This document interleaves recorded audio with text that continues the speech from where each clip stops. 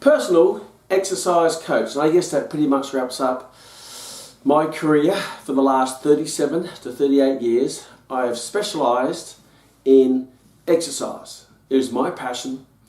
When I was 17 years of age, I was told, do what you love, you never have to work another day in your life. And the other aspect of that is if you do what you love over your life, you become a specialist in it. You become an expert. It will be your specialty, it will be your lane. And it's been my lane for those 30 going on 38 years, and you watching this session means that it's also your lane. You're obviously passionate about exercise, training and fitness for personal reasons and for reasons that you want to go and help other people. In my opinion, health is the most important value of all, because when you lose your health, nothing else matters. So health is a vital part of life because it actually gives you life. And the best way to enhance your health is to get people to exercise. We now know that exercise is the greatest intervention to improve physical and mental health. And that is the one thing that I've been addicted to. And if you want to be really great at something, you almost have to be addicted to it. And I'm sure the reason why you are wanting to be an exercise professional is because your happy place might be going to the gym, or going to the boot camp, or going to the sporting field. That is the place that you go to that you love, that ignites you and gives you energy. And now you want to turn that passion into a professional career. And if that is your passion and that is your lane, and you stick to that lane, you're going to become a specialist in it. You're going to be great at it. What I've found in my journey over the last 38 years is that obviously people come and go. You know, they come into the profession, they give it a go, they chop and change, and then they go. For whatever reason, that's not for me to say. I also see people who chop and change. They go from one lane to another lane to another lane to another lane. So they become average to good at most things, but never actually great at anything. And it depends on what you want to be. Do you want to be a generalist, or do you want to be a specialist? And if you want to be a specialist, then it's really important that you find your lane, your calling, your purpose, and you develop that throughout your career, as I have as an exercise professional. I have stuck pretty much to one lane for 38 years. And I also see people who chop and change. So the interesting thing about that is if you keep chopping and changing, you never spend enough time in one lane to become great in that lane. Now, Max International Fitness College, the lane that we are in is developing world-class, sensational, great exercise professionals. That is the lane. And it doesn't mean that we don't cover other aspects of health and well-being in the program. Certainly we cover other lanes such as nutrition and rehabilitation and training for kids and all sorts of other lanes, but that's really important to understand the other lanes and have a good understanding there so you can use that to be great in your designated lane. The reason for that is because it's very hard to be great at a lot of things. Where I'm living at the moment, there's lots of construction, lots of housing construction, and what I do see when going into the houses, you see a plumber will go in and they will set up the plumbing. Then I will see a electrician go in and they will do the electrical work, and I see a carpenter who will go in there and do some of the woodwork. What I don't see is one person going in and doing everything. If I say, hey, what do you do? And they gives me their card, it says I'm a carpenter and I'm a plumber and an electrician, I'm an engineer, and I'm thinking, wow, you do everything. You must be 1,000 years of age, because to become great at one thing, to be a master of your craft in one thing, we now know from research, to master it, it's going to take you at least 10,000 hours of dedicated study and experience and learning and application. 10,000 hours, no matter what, whether it be sport or craft, or whether it be music, or whether it be your career. To become great at something, there's 10,000 hours. So for somebody to become a master at multiple things, they're not going to live long enough to master everything. They'll become good at everything, but a master of none. So someone who has a car who's a plumber and an electrician and does all of that, they're not really a specialist in anything. They're more of a handyman. If you want to build your dream home, are you going to get a handyman or a handy person to come in and build it? No, you're going to get the best person in each field to come in to build your perfect home. I also get the same in the fitness profession. I remember getting a card, and on the card was, I'm a specialist, and this was an exercise professional or personal trainer. Says I specialise in bodybuilding and weight loss and rehabilitation and sports conditioning and there's a whole list, a plethora of things that that person, and at the end it says security. I said, oh okay, well basically that person is probably a security guard and doing little bits and pieces in the fitness profession but never really become successful at anything, so he tries to do everything. So if you try to do everything, you become great at nothing. And I see that a lot in business cards, and that's fine if you want to sort of dabble around, but understanding it's going to be very hard to become famous for one particular thing. If I use the name Ronaldo, you think of soccer. If I use Muhammad Ali, you think of boxing. If I say Michael Jordan, you think of basketball. Because those people stuck to their lane and they became the best in the world in their lane in their sport. Ronaldo didn't go and play soccer and then he went and played cricket, and then he went and played a bit of football, a bit of badminton, a bit of tennis. No, he stuck to his lane that he's most passionate about. Because if he tried to switch and change things, you never actually become great at anything. So if you learn the lessons from people who are masters of their craft in sport or art or music, then and apply that to your profession and the exercise profession, then you're going to become the Ronaldo of exercise professionals. That's all I've ever done. I've just stuck to that one thing. It's like, I guess, if you look at a GP, if you're sick, then you go to a GP, which is a general practitioner. And they've done their degree, and that's fine, and they're happy to be a GP. But if you want to become a specialist, then you have to go and do further in-depth study on top of that to further that lane. So you might go from a GP to an orthopedic surgeon, and then you become an orthopedic surgeon that specialises in knees. And obviously, the more higher up you go, in terms like a peak, the more people will pay to get you because there's less of you with that special expertise.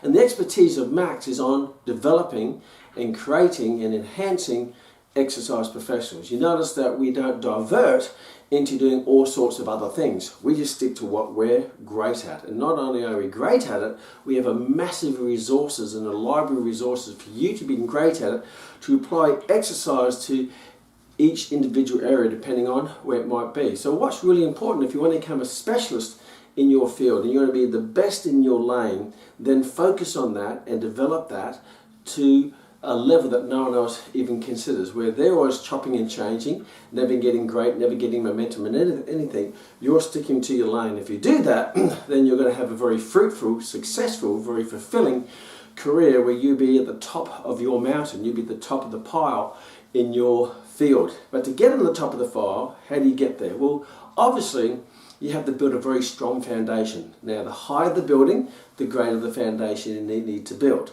Now, if you want to build the highest high-rise in the city, then you're going to find most of the time is worked on the foundation to get a good, strong foundation. Because if it's a little shallow foundation, then the building's going to fall over. When I say foundation, it means you need to choose, obviously, to do the best program for you to build the highs that you're going to build. So if you're going to become a great exercise professional, yes, Max is the place for you. We are the most comprehensive educational college in the area of exercise professionals, in my view, in the world, because this is all I've ever done. I've only ever started back 31 years ago, and now with Rory and Savvy, we've built this and built this and built this, and we haven't diverted from that lane. We become the fastest in that lane. So you have at your disposal a massive, not just a massive amount of wealth of knowledge and experience from myself, 37 years, Rory, 37 years, Savvy, 30 years. You're looking well over 100 years of people in experience as exercise professionals in a variety of areas in that field. But you also have the resources that I started developing 31 years ago. So even some of the resources in the program now are still from 37 years ago, because some things just don't change. For example, anatomy just does not change. It hasn't changed in 37 years. I don't have 3 arms now, I still have 2. So how do you build that strong foundation that's going to catapult you to the top and put you into the category which is equal to other specialists in their lane? So if you become the best in your lane, you'll be equal to other specialists in their lane, such as the orthopedic surgeons, such as the sports physicians, such as the doctors, such as the sports physiotherapists, such as the dietitians. So you can go to that level without having to go into their lane. In my journey, because of my focus and my development and what I did, then I could quite easily be able to converse with other allied health professionals and work together in a respectful way and in an equal way to help the clients that I was looking after. So let's have a look at the three main things that you need to develop to put yourself as a specialist, as an expert in your lane. Well, first of all, it's quite simple. The first thing is you have to know your stuff, right? Just know your stuff. Now, in that process, what's important is that your learning is dedicated to you becoming better, not about passing a test. Now, what I find a lot, and when I went to university about 100 and so years ago, it seems that way, is that I studied to pass a test, which is the wrong motivating factor, which means I memorised to regurgitise, I passed the test, and after that I forgot everything. So I came out of university not remembering anything because my driving force, being ignorant and naive in my younger days, was I just need to get past the test. And I was doing, I just need to pass the test. And passing the test doesn't mean I want to be the best I can possibly be. I want to get 100%. I want to do more than that. I want to do more than what's required. It was just doing what is required. Now, obviously I've learned a lot since then. And found then if you do that, you're going to pass the test, but you'll be ending up at the bottom of the pack. You'll be at the bottom of the pile, bottom of the mountain, and you'll be average and you won't do very well because you have an average attitude and you develop an average character. And an average character is not going to go very far because, you know, what you develop, what you commit to and develop yourself and develop your character, and that will enhance your knowledge and your experience and your technical skills and all those things, and that will build a great toolbox. It will provide magnificent opportunities for you. So the first thing is knowing your stuff. Now, in exercise, as an exercise professional, what do we really do? If you really go down to the nuts and bolts of it without trying to complicate it, because a lot of people try to complicate things. You go to different short courses, you go to different Instagram pages or seminars, and what they try to do is they try to really complicate things to confuse you, to make you think that they're this expert who knows all this weird stuff that you don't understand. Because you don't understand, you think, well, they're smarter than me, so they must be the experts, so I'll blindly follow what they say. So they'll start throwing big words and complicated things at you and big terminologies and stuff which you never heard of before, and you'll be razzled and you'll be dazzled and you go, oh my gosh, and then you get into that little, hey, you're my superstar, you're the chosen one, I don't really know what you're talking about, but I'll follow because you seem to know what you're doing.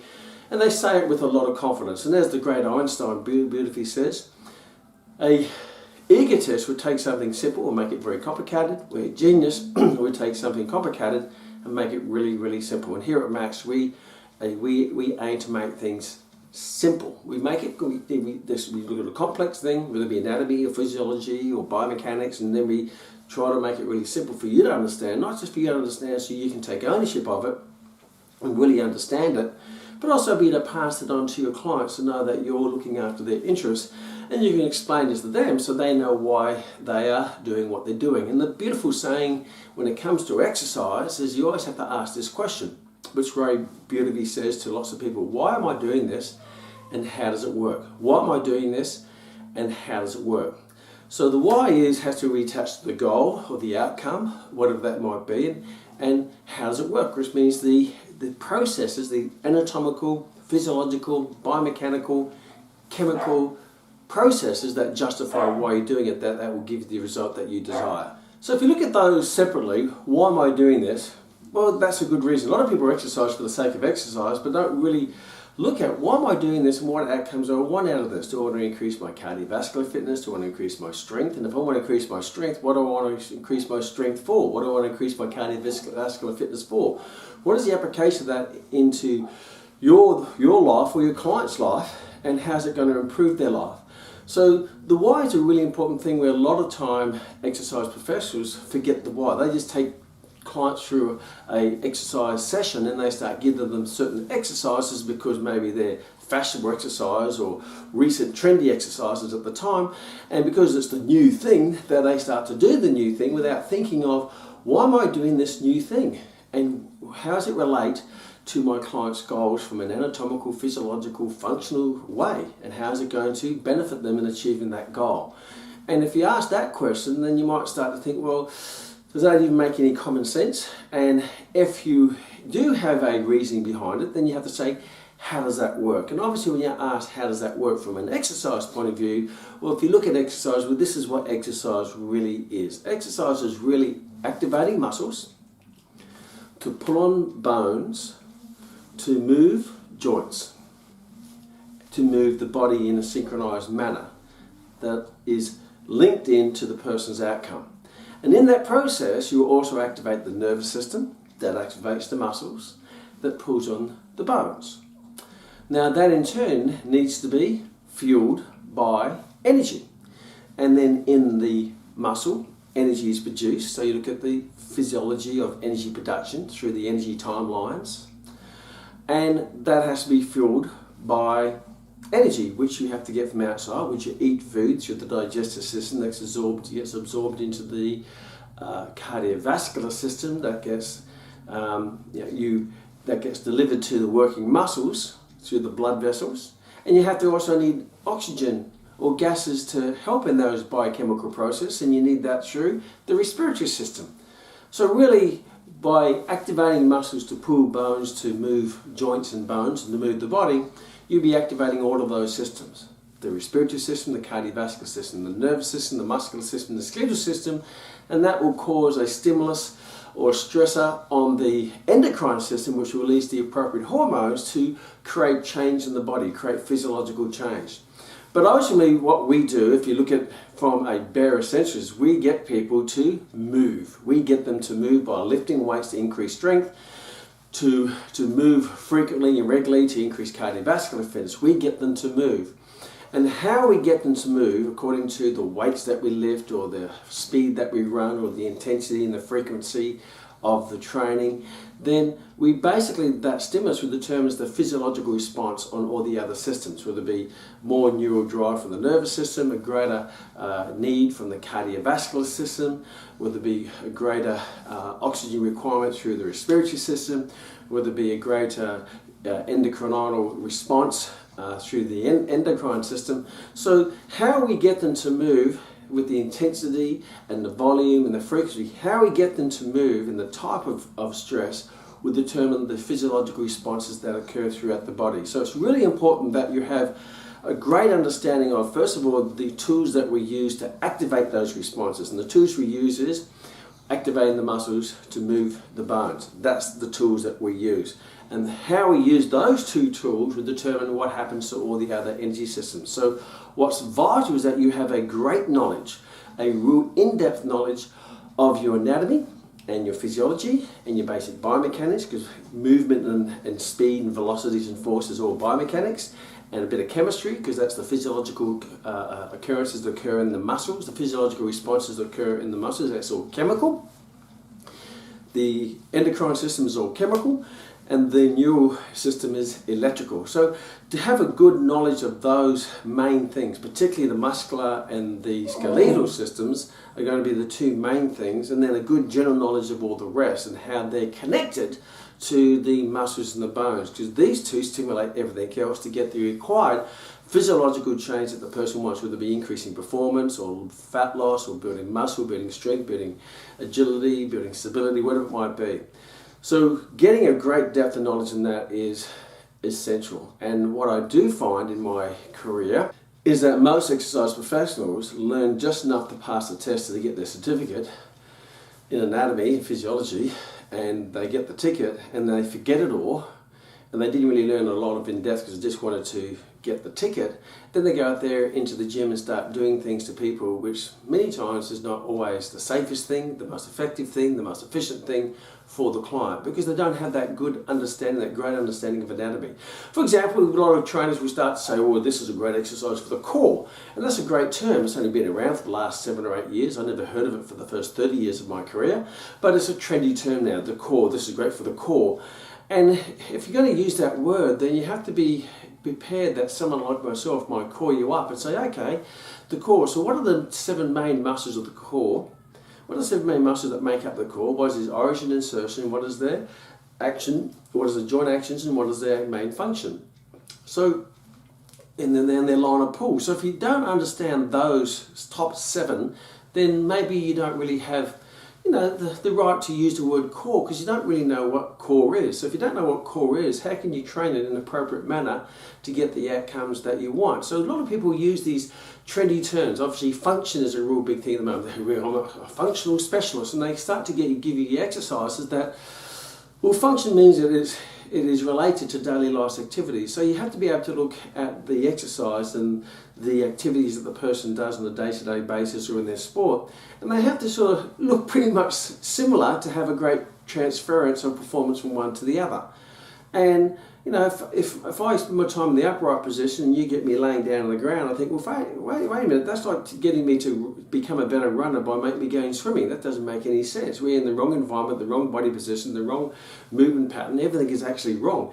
Yes, this swimming is difficult, but it's a wrong type of difficult. So a lot of people use things such as functional training that gets people on the ground on all sorts of weird contraptions and doing all sorts of weird things, and will get you hanging from the ceiling like a trapeze and doing crazy things up there. And yes, they're complicated and they're complex and they're hard, but they're the wrong complicated and the wrong complex and the wrong hard, because they're not really related to the outcome of what the person wants. Because they're saying functional, but the body position, the joint movements, the joint activation, the type of contractions are actually quite dysfunctional. They are dysfunctional in relation to that functional movement or that functional outcome that they want. So that's someone who doesn't have a good understanding of basic common sense to start with. Then you're looking at biomechanics, and then you're looking at anatomy, and then you're looking at physiology. And the beautiful thing about in the MAX program, you have a massive resources of information and videos and audios on anatomy. And that's why we give you a life education, because this is the life journey. You've chosen your lane and you're going to be in there for the rest of your life. So that Kman principle, continue never-ending improvement, you want to keep learning, keep learning, keep learning. And part of that learning is refreshing and going deeper into the knowledge you already have to get a deeper understanding. So you may know something, but you may not fully understand it. And I've learned that in my journey, is that even though I knew a lot of things, say 10, 20, 30 years ago, it's the same knowledge, but now I have a deeper understanding because I keep revisiting it with new eyes, with new experiences, because I'm a different person. I've got better experiences over my time. So that's why we give you a life education. You have access to literally thousands and thousands of training videos in every area of exercise and anatomy and physiology. And then you also have all the related areas with massive resources on the related areas that make you better in your lane, your exercise training lane, your exercise professional lanes, which in the other areas such as nutrition and rehabilitation and training specific population groups and all that. So we have all of that, but they all have a common theme of exercise, because training a child to the elderly person, you have to have a deep understanding of anatomy, because both of them have the same anatomy, the same physiology. Yes, they may have different levels of performance due to the aging factor, but you still have to have that great understanding of anatomy and physiology and basic biomechanics and chemistry and physics. And that's what we have given you in one program, where you get everything in the one program depending on what area you want to specialize in. Now, all of the specialists have to have a great understanding of anatomy, and then how you apply that anatomy, whether you apply that to training children, or whether you want to apply that to training the elderly, or you want to apply that to training elite athletes, or you want to apply that to training rehabilitation. All of those population groups have basically the same anatomy, the same physiology. But unless you know your core of anatomy, your fundamentals of anatomy at a deeper level, you won't know how to adapt that anatomy to each population group. So that's why we spend so much time, and we encourage you to really know your anatomy and physiology. And that's one of the things that which I was committed to through some embarrassing moments in my career, where I sort of came unstuck because I didn't know my anatomy, and I ended up hurting some people because I gave them a stupid exercise, which I thought was a great exercise because it was a fashionable exercise at the time. Because I, like everyone, joined the herd to become a fashion trainer, follow what everyone else is doing, follow the trends, rather than following anatomy. You know, I decided, because when I almost hurt someone and took away the Olympic dream from them, I thought, why am I doing this exercise and how is it working? When I started asking those questions, I couldn't come up with good, justifiable answers from an anatomical, physiological, biomechanical point of view. And I found the only reason why I was doing that is because I was just copying everyone else. And I thought, I don't want to be a copier, because if I copy everyone else, I'd just be a partial of everybody else. I'd just be average. I want to be great. And to be great, I have to know the truth. I have to know, I'd be able to justify what I do from an anatomical, physiological, biomechanical point of view. So instead of following the herd, I decided to follow the truth. And the truth was in knowing your stuff. And when I knew my stuff like that, then I could make my own decisions on firm ground because the three things that give you confidence. The foundation of confidence is competence. And you have to be very competent in your knowledge, which is all the fundamental knowledge for your trade, your craft, which is exercise, your skill set, your skills, so you have to be able to apply that. So your ability to apply that anatomy into your skills is teaching exercise, executing exercises, controlling programs, that's your skills. And then experience means the more you do it, the better you become in it, and the more you understand it. So if I hear it, I forget it. If I see it, I remember it. If I do it, I understand it. And that's why there's so much practical requirements in the MAX program, because you're going to get that deeper understanding from actually doing it yourself and doing it with other clients and training other clients. So make sure you consistently build your foundation. It's all there. We are producing Max Bites every day, we're producing K-Maxes every week, we're producing seminars every month. So we are consistently always adding to that massive pool of knowledge that you can tap into, and you can build your own pool of knowledge. So if you're going to build a pool that you're going to dive into, and you're going to be the high diver, you want to make it a deep pool. So make sure your knowledge is deep. And you're not going to get it all the time. You're not going to understand everything the first time, but that's why you keep revising, and that's why you get a life education. You can come back and refresh and revise and renew and update at any stage whatsoever throughout your career. And you're constantly revising. It means you're digging that depth of knowledge, and that's going to serve you really well when you start to relate to other allied health professionals such as physiotherapists and chiropractors and doctors. And I can say that me building that means I can speak from an anatomical physiological point of view on the same level of all of those allied health professionals, and even to a deeper level, because they don't know exercise. You know, a physio doesn't study exercise. A chiropractor doesn't study exercise. A doctor doesn't. Adductor. Yeah, well, the adductor, you know, the muscle that adducts. Yeah, just a little sidetrack. A doctor who they don't study exercise. They study their lanes. You are an expert in your lane. So be proud and be confident that you are the owner of your lane, and you're not going to be led by anybody else, because you know that you're led by anatomy and physiology, and that is undisputable. That is concrete. That is undebatable. You can't debate it because you're debating something which is more factual. So be proud and be confident in your lane when you're relating to other experts in their lanes, because you're an expert in your lane. So make sure that in your lane you become an expert, rather than the person who just does as little as they can to get the ticket. You know, the goal of life is to accumulate knowledge, accumulate experiences, accumulate skills, and that's going to serve you well. It's going to be the most valuable thing that you have, because once you've got that knowledge and skills and you've got that experience, no one can take that away from you, and you can crystallize that into the qualification. Yeah, as an exercise professional or max exercise professional, you've got the qualification, that is the ticket, which is great. But behind that ticket, it's not shallow, it's not superficial. Behind that ticket is a massive amount of experiences, knowledge, and that will be known, that will be obvious when you converse with your clients, with other trainers, and obviously when you converse with other allied health professionals. And you will respect yourself. You respect yourself because you're the real deal. You're not that person who did as little as possible to get the ticket, but hoping that no one asks you a question about why am I doing this and how does it work. For example, Rory was having a chat with a personal trainer. They said, we've come with this new functional form of training that works more of the core. And Rory asked, which core muscles does it work more, and how much more does it work? What is the absolute measurement of that? And the person didn't know what to say. He just made this general comment. So if you're going to make those general comments of this works the core, and someone says, what are the 7 muscles that make up the core? You can go, yeah, well, they are rectus abdominis and the transverse abdominis and internal external obliques. And you've got the rectus spinae, and you've got metaphysis, and you've got quadratus lumborum. And you know all of those muscles, you know where they insert, where they originate, you know their line of pull, you know their action, you know their function. And you know what bones and bones they move, and what joints they move, and how they move them, and how that relates to the outcome or the goals of the client. Rather than going, well, it's just really good for you, it's just really good. If someone says this is great, the best fat burning exercise, is how is it the best fat burning exercise? How is that measured? Is that measured through energy production? Is it measured by fat? Is it measured by lipolysis? How is that actually measured? If you say things such as, results are 80% nutrition, 20% exercise, and someone says, well, 80% of what? What is the absolute measurement? 80% of, what is it 80% of? 80% of food? Is it 80% of calories?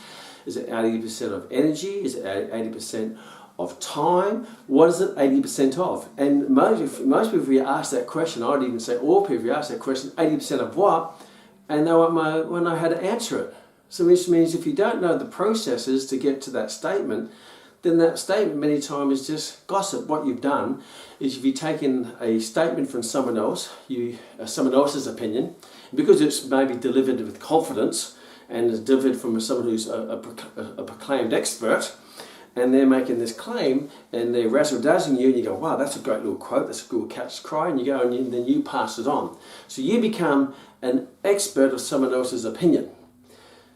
And you've passed it on and you've added your own twist to it and take ownership of it. So you're really a gossiper. What you've done is you've taken a piece of information from someone else, you've taken ownership and you pass it on from mouth to ear, mouth to ear. And we know that that can become quite exaggerated. And the more people do that, the more people believe it. Because 5 million people doing a dumb thing doesn't mean it's not a dumb thing. Because everyone else is doing it doesn't mean it's right. Don't just follow the herd. Justify what you're doing.